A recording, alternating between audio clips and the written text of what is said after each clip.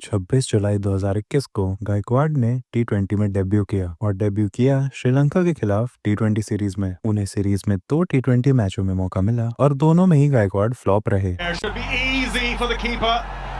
अब आईपीएल 2022 के बाद उन्हें फिर से टी20 में मौका मिलता है अगेंस्ट साउथ अफ्रीका। इस सीरीज में गायकवाड़ को 5वें मैच में मौका मिलता है, मगर गायकवाड़ कुछ खास नहीं कर पाते हैं। इस सीरीज में गायकवाड़ ने 5 मैचों में केवल 98 रन बनाए, जिसमें से एक हाफ सेंचुरी भी शामिल थी। फिर अक्टूबर 2022 में गायकवाड़ का ओडीआई डेब्यू भी करा दिया जाता है अगेंस्ट साउथ अफ्रीका ही, जिसमें गायकवाड़ ने 19 रन की स्ट्रगलिंग पारी खेली 42 बॉलों में। ऐसी पारी के बाद उन्हें अगले 2 ओडीआई मैचेस के लिए ड्रॉप कर दिया जाता है। उन्हें कोई भी बैकिंग नहीं मिलती है। अब यहाँ से गायकवाड़ को धीरे धीरे साइडलाइन कर दिया जाता है, क्योंकि उन्हें स्क्वाड में तो रखा जाता था, मगर कभी भी प्लेइंग 11 में जगह नहीं मिलती थी। एग्जाम्पल के लिए बात करें इंग्लैंड की सीरीज में, जहां तीनों मैचों में उन्हें बेंच पे रखा गया। मगर ये अंत नहीं था, ये तो शुरुआत थी गायकवाड़ की। विजय हजारे ट्रॉफी में उन्होंने 5 मैचों में 4 शतक लगा के सबकी आंखें खोल दी और फाइनल मैच में तो गायकवाड़ ने 6 बॉलों पे 7 छक्के लगाए थे, जिसमें से एक नो बॉल भी थी। गायकवाड़ ने फ्री हिट पर भी छक्का लगा दिया था। तो इस परफॉर्मेंस के बाद सबको लगा कि he is the next future superstar. अब विजय हजारे के सक्सेस के बाद अश्विन ने अपने यूट्यूब चैनल पर कहा कि गायकवाड़ के लिए काफी मुश्किल है कि वो इंडियन टीम में अपनी जगह बना सके, क्योंकि उनका कंपटीशन शिखर धवन, रोहित शर्मा और शुभमन गिल से है और इन तीनों को ही रिप्लेस करना बहुत ज्यादा डिफिकल्ट है। अब 2023 में ऋतुराज गायकवाड़ को फिर से टी20 सीरीज में डाला जाता है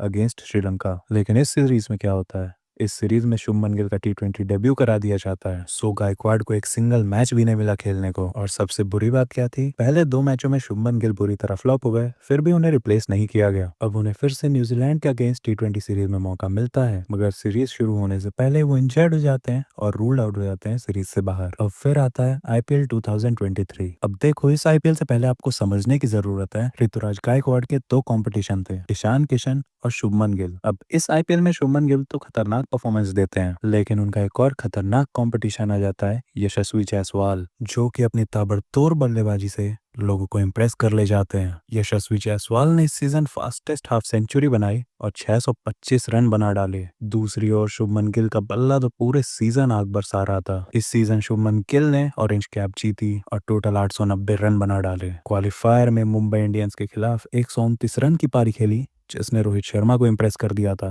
गायकवाड़ के 590 रन इन दोनों के सामने बहुत कम लगने लगे थे। कुछ एक्सपर्ट्स का मानना हो चुका था कि नेक्स्ट फ्यूचर ओपनर्स यशस्वी जायसवाल और शुभमन गिल होने वाले।